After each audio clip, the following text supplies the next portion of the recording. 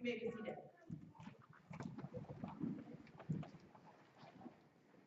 A word of reminder to the jury that you have sworn to listen mindfully to the facts presented here in this case and to prayerfully consider the justice and grace of God, all while putting aside your own personal biases.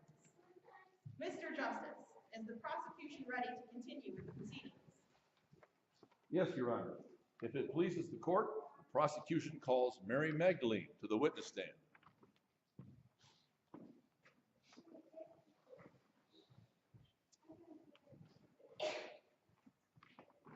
Please raise your right hand. Do you solemnly swear to tell the truth? I do. Mary, welcome to our century. We appreciate your willingness to leave your heavenly home to appear in this court. No problem, counsel. For the record, is Magdalene your last name? No, I'm called Magdalene because I was from the town of Magdala. Were you a follower of Jesus Christ and his ministry? I sure was. And did you know the defendant, Judas Iscariot? Unfortunately, yes, I did. I knew the man all too well. How did you come to be a follower of Jesus? Well, I was in a really bad way. If ever anybody was lost, it was me. I needed God to give me a new life. Then I heard about Jesus. Everyone was talking about him. When he came to our village preaching the good news, I met him. I was healed instantly. I had a new life. I mean, it's not like I was an angel after that, but I was different. Did you go about your way after Jesus came into your life? No way! I couldn't. Jesus asked me to help spread the good news. He did the same with many of the men and women he healed. Whenever Jesus healed, people followed. How long did you stay with the disciples and Jesus? All the way to the cross and the empty tomb, counselor. When the disciples ran scared, I stayed at the foot of the cross. Did Judas also run away? You've got to be joking. Judas betrayed our Lord in the first place.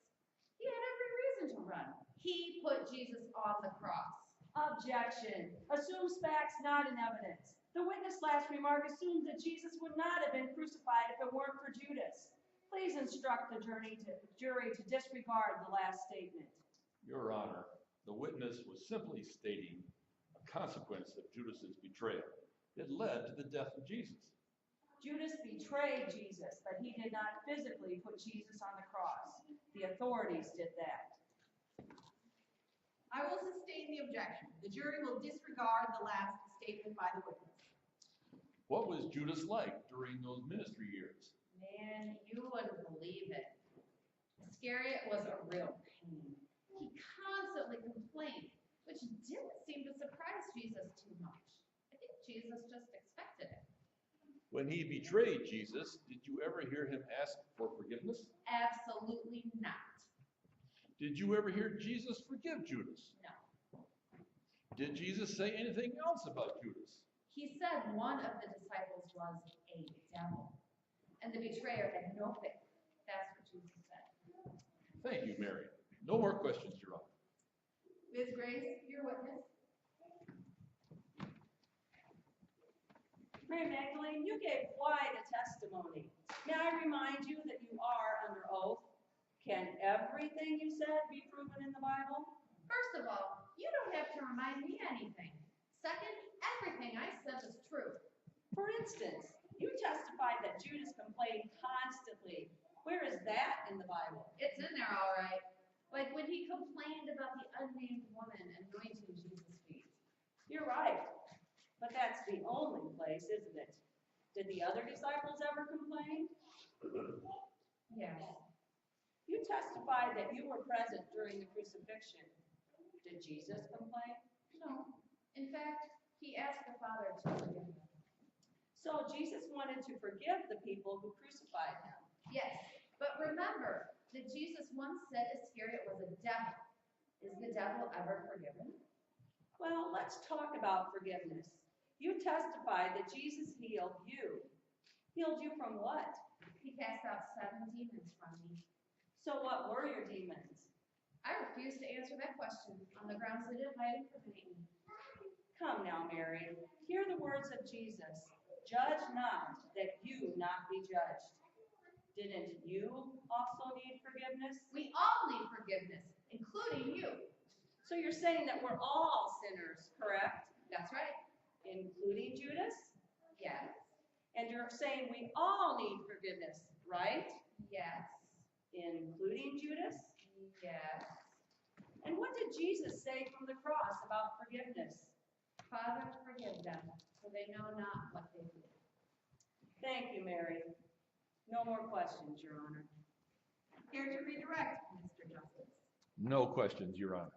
The witness may step down. The prosecution may call its next witness.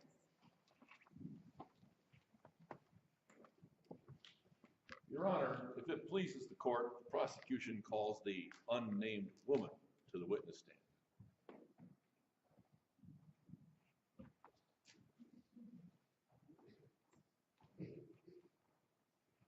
Please raise your right hand. Do you solemnly swear to tell the truth? I do.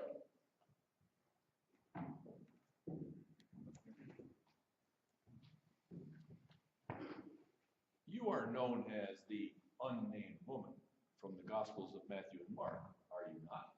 Yes. For the record, will you please state your given name? My name is Mary of Bethany.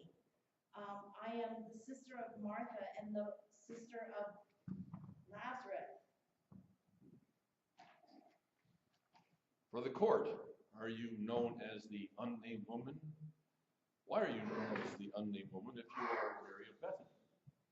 The Gospels of Matthew and Mark do not name me. Therefore, I was the unnamed woman. How is it that you came to know Jesus? My family and Jesus were really good friends, so he visited often. You are known for a very special act, aren't you? In fact, Jesus said, "Truly, I say to you, whatever the gospel is preached in the whole world, what she has done will be told in memory of her." Objection, Your Honor, bolstering the witness. Sustained. Rephrase, Mr. Justice. Mary, what did you do that was so unique? I anointed Jesus with oil. Why? Since Jesus was the king of the universe, he deserved to be anointed. But I also knew from listening to him that he was about to die. By anointing Jesus, I also prepared his body for burial because perfumed oils were used to anoint bodies after death.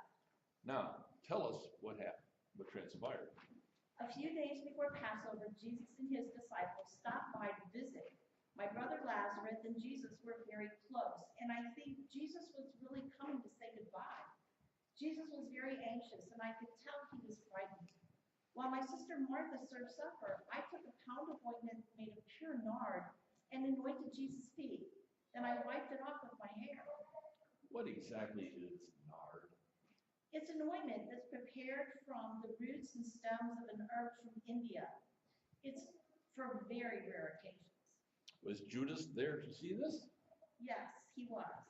Did you notice a reaction from him? Definitely. He became very angry with me, and he accused me of wasting the oil. Wasting the oil? Yes, wasting the oil on Jesus. He said I could have sold it for 300 denarii and given the money to the poor. And how did you respond? I was pretty emotional that evening. I was sad about losing Jesus. So when Judas scolded me, I cried. Did Jesus respond to Judas? Yes, Jesus defended me. How so? Very emphatically, as I recall. He told Judas to leave me alone.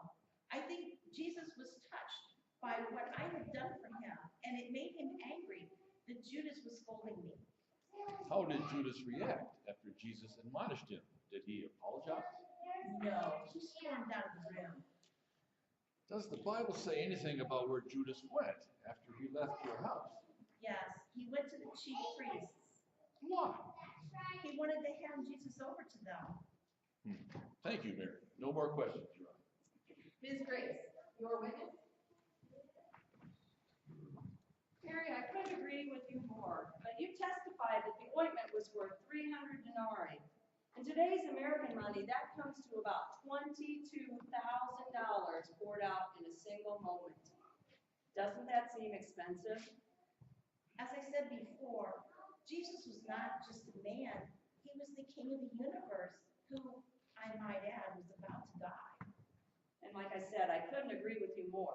But was Jesus the only person that night who objected when you poured out $22,000 worth of ointment? No. According to Matthew and Mark, several disciples objected, didn't they? Yes. Thank you, Mary. No more questions, Your Honor. You may be seated. You're all sinners. You're all sinners. Order! Order in the court! All of you are alike. You need forgiveness too. You're no better than I am. Remove the defendant. No, no, I need to testify. I want to testify. You can't do this. I'm just the same as you. Help me, please. Do something to control your client. Obviously, Judas Iscariot has no regard for rules in a courtroom. Your Honor, please advise that I do not take instructions from the counselor.